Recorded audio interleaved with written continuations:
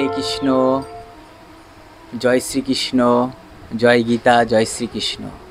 ভক্তিকথায় সকলকে স্বাগতম। আমি সুজিত বিশ্বাস সকাল সকাল শ্রীমদ্ ভাগবত পাঠ পড়তে বসে পড়েছি। ভক্তিকথার আসরে তোমাদের সকলকে অনেক অনেক ধন্যবাদ। ভক্তিমতী মা, বাবা, ভাই, তোমরা প্রত্যেকে লাইন দিয়ে সারিতে বসে পড়ো। ভক্তির আসরে এসেছো, অনেক ধন্যবাদ। ভক্তিকথা শ্রবণ করো। আজকে তোমাদেরকে শ্রীমদ্ ভাগবত গীতা পাঠ করে শোনাবো। পঞ্চদশ অধ্যায় থেকে পুরুষোত্তমম যোগ। সর্বস্ব চাহাং যদি সন্নিবিষ্ট মত্ত স্মৃতি জ্ঞানমপোমহঞ্চ বৈদ্যস্য সর্বহমেব বেদ্য দেবান্ত কিদো দেবী দেব চাহাম। এটি হচ্ছে সংস্কৃত। এবার বাংলা অনুবাদ বুঝিয়ে দেব, অনুবাদ আর তাৎপর্য। অনুবাদে বলছে, আমি সমস্ত জীবের হৃদয়ে অবস্থিত এবং আমার থেকেই স্মৃতি, জ্ঞান ও বিস্মৃতি হয়। আমি সমস্ত বেদের জ্ঞাতব্য এবং আমি বেদান্তকর্তা ও দেবজ্ঞ। তাৎপর্য বলছে, ভগবান পরমাত্মা রূপে সকলেরই হৃদয়ে বিরাজ করেন এবং তার থেকেই সমস্ত কর্মের সূচনা হয়। জীব তার পূর্ব জীবনের সব কথা ভুলে যায়, কিন্তু তাকে সমস্ত কর্মের সাক্ষী স্বরূপ পরমেশ্বরের নির্দেশ অনুসারে কর্ম করে যেতে হয়। তাই তার পূর্বকৃত কর্ম অনুসারে সে কর্ম করতে শুরু করে। সেই জন্য তাকে প্রয়োজনীয় জ্ঞান দান করা হয়, স্মৃতি দান করা হয় এবং সে তার পূর্ব জীবনেও বিস্মিত হয়। এভাবে ভগবান কেবল সর্বব্যাপ্তই নন, তিনি প্রতিটি জীবের অন্তরেও বিরাজমান। তিনি নানা রকম কর্মফল দান করেন। তিনি নির্বিশেষ ব্রহ্মরূপে, পরমেশ্বর ভগবান রূপে বা হৃদয়ে অবস্থিত পরমাত্মা রূপেও কেবল আরাধ্য নন, বেদের অবতার রূপেও তিনি আরাধ্য। বেদ মানুষকে সঠিক নির্দেশ প্রদান করে, যাতে তারা যথাযথভাবে তাদের জীবন গড়ে তুলতে পারে এবং তাদের প্রকৃত আলয়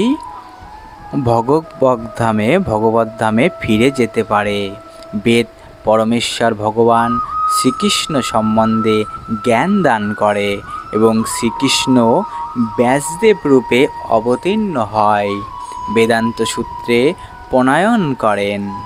ব্যাসদেব প্রদত্ত বেদান্ত সূত্রের ভাষ্য শ্রীমদ্ ভগবদ গীতার মাধ্যমে বেদান্ত সূত্রের যথার্থ তত্ত্ব উপলব্ধি করা যায়।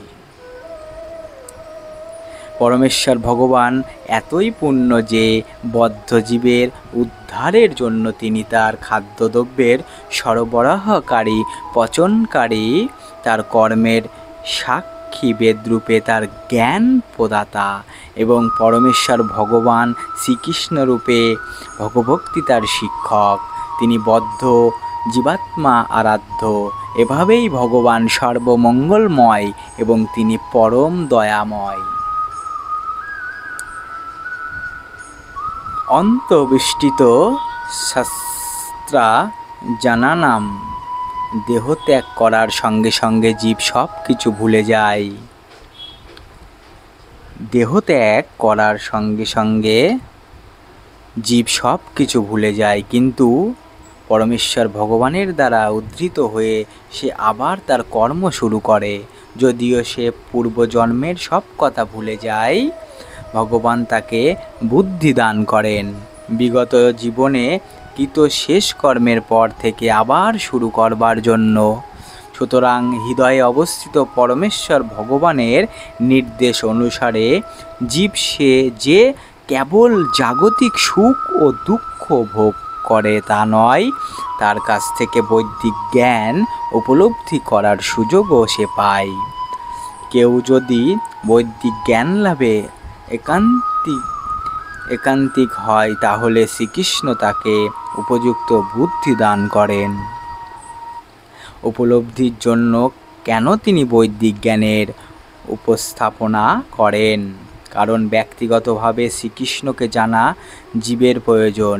বৈদিক শাস্ত্রে সেই সম্বন্ধে প্রতিপন্ন করে বলা হয়েছে, যাহাস্য সর্ববেদ গায়তে। চতুর্বেদ থেকে শুরু করে বেদান্ত সূত্র, উপনিষদ, পুরাণ আদি সমস্ত শাস্ত্রে পরমেশ্বর ভগবানের যশ কীর্তন হয়েছে। বৈদিক আচার অনুষ্ঠান অনুশীলন করার ফলে, বৈদিক দর্শন আলোচনা করার ফলে এবং ভক্তিযোগে ভগবানের আরাধনা করার ফলে তাকে লাভ করা যায়।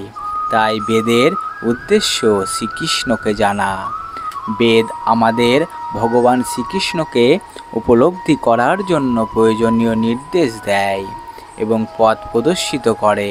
পরমেশ্বর ভগবান পরম লক্ষ্য, সেই কথা প্রতিপন্ন করে বেদান্ত সূত্রে বলা হয়েছে তত্তু সন্মায়াত, মানে তিনি পর্যায়ে পরিপূর্ণতা অর্জন করা যায়, মানে 3টি পর্যায়ে পরিপূর্ণতা অর্জন করা যায়। বৈদিক শাস্ত্র উপলব্ধি করার মাধ্যমে পরমেশ্বর ভগবানের সঙ্গে নিত্য সম্পর্কের কথা জানতে পারা যায়।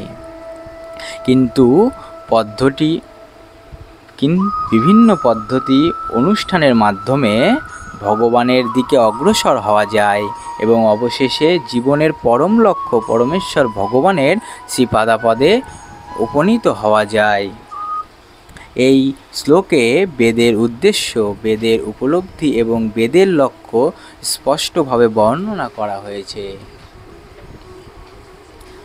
জয় গীতা, জয় শ্রীকৃষ্ণ। জয় গীতা, জয় শ্রীকৃষ্ণ।